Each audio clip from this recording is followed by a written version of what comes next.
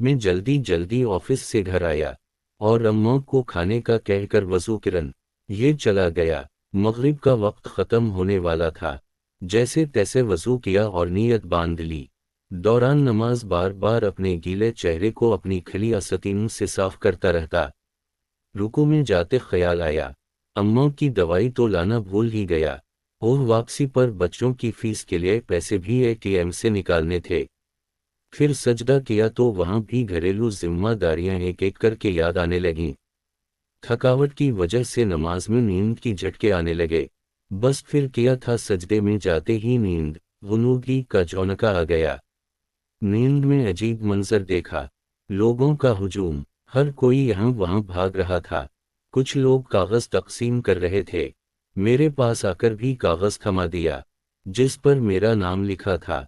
पूछने पर बताया गया, ये तुम्हारा अमालनामा है, अब जाकर वहां सामने जुमा करवा दो जहां बाकी सब जुमा करवा रहे हैं। फिर नाम पुकारा जाएगा फैसले के लिए। मैंने भी जाकर कागज जुमा करवा दिए और लाइन में वापस आ गया और अपने नाम पुकारे जाने का इंतजार करने लगा। नाम पुकारा जाने लगा, फलां बिन फलां जन्नत, फलां बिन फलां जन्नत। अब तीसरे नंबर पर मेरा नाम पुकारा गया। मेरे पाँव के नीचे से जमीन निकल गई। या अल्लाह, अब क्या बनेगा? साथ ही फैसला भी सुना दिया गया, जहन्नम। मुझे अपने कानों पर यकीन नहीं आ रहा था। दो कदावर लोग आए और मुझे घसीटने लगे। मैं पुकारने लगा, रुको रुको, शायद ये किसी और का नाम होगा।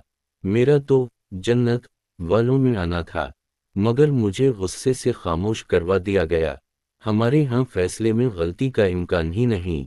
मुझे जहन्नम की तरफ घसीटा जा रहा था और मैं मदद की भीख मांगता जाता। ना मैं झूठ बोलता था, ना धोखा फरेब देता, ना शराब और जिना जैसे काम में मुलव्वस था। फिर जहन्नम क्यों?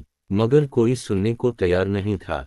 जहन्नम की गर्मी मुझे महसूस होने लगी। अंधेरे गड्ढे में मुझे फेंकने को तैयार खड़े थे। मुझे अचानक अपनी नमाज का ख्याल आया। नमाज, नमाज, कहाँ हो तुम? नमाज भी खामोश। जहन्नम की आग के शोले मुझ से लिपटने को बेचैन हो रहे थे और मुझे जहन्नम में धक्का दे दिया गया।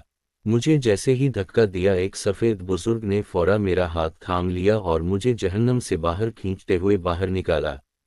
मैं डर से कांप रहा था। पूछने लगा, आप कौन हैं और मुझे क्यों बचाया?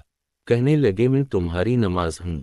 मैं गुस्से से चलाया, अब आ रहे हो जब मैं जहन्नम में डालने जा रहा था। अगर इन वक्त पर तुम ना आते तो मैं तो चला गया था जहन्नम में। पहले नहीं आ सकते थे तुम। बुजुर्ग कहने लगे, जैसे तुम मुझे ताखीर से पढ़ते थे, कभी वक्त पर नहीं पढ़ा, वैसे ही मैं भी ताखीर से आया हूँ। कभी तुमने मुझे वक्त पर पढ़ा ही नहीं तो मैं वक्त पर कैसे आता? मेरी अखड़ी अखड़ी सांस अब कदरे बहाल होने लगी। मेरी माँ ने आकर मुझे सजदे में हिलाया तो मेरी आँख खुली। बेटा खैर है? तुम नमाज नमाज पुकार रहे थे सजदे में। मैं हैरत से खुद को टटोलने लगा कि मैं जिंदा हूँ। पसीने से शराबवर माँ के हाथों को चूमने लगा। अल्लाह का शुक्र अदा करने लगा जैसे दोबारा नई जिंदगी मिली हो मुझे। और मैंने पुख्ता इरादा किया कि आइंदा नमाज में कभी सुस्ती नहीं करूँगा।